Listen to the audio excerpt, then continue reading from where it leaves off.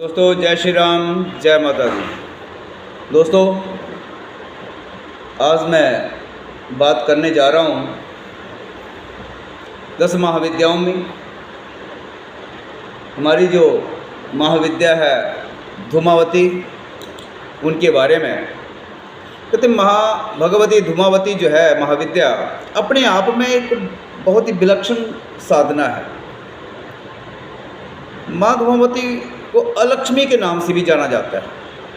पतिहीन होने के कारण कई जगह विधवा के नाम से भी बुलाई जाती हैं, लेकिन मार्कंडेय पुराण की अगर हम बात करें तो उन अनुसार ये विधवा नहीं है बल्कि कुंवारी हैं। इन्होंने प्रतिज्ञा की थी कि जो मुझे युद्ध में हरा देगा उसी से विवाह करूंगी, पर ऐसा मौका आया ही नहीं। एक और कथा आती है जिसमें एक समय भगवान शिव जो थे ध्यान मगन अवस्था में बैठे हुए थे, तो उस वक्त माँ भगवती को भूख या प्यास लगी। भगवान शंकर से कहा, लेकिन भगवान शंकर जो अखंड समाधि में बैठे हुए थे उन्होंने ध्यान नहीं दिया। इस पर माँ भगवती कुपित होकर भगवान शंकर को ध्यान अवस्था में निकल गई, तो उनके शरीर से धुआं निकला, इसलिए उन्हें धूमावती भी कहा जाता है।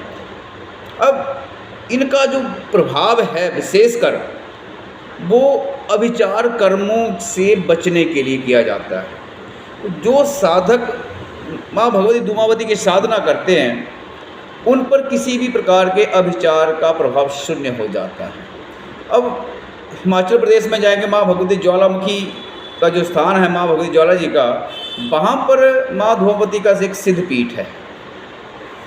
ठीक है दोस्तों।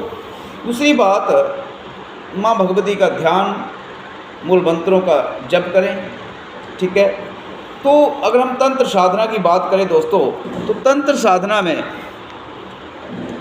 माँ धूमावती की साधना जो है तकरीबन ज़्यादातर जो मैं कहता हूँ संतान की रक्षा के लिए की जाती है। जिन परिवारों में, जिन घरों में अक्सर संतान होकर मर जाती है, बार बार गर्भपात हो जाता है, तो ऐसे में माँ भगवती धूमावती की साधना करके लाभ उठाया जा सकता है और इसकी साधना से हर प्रकार की सुरक्षा होती है।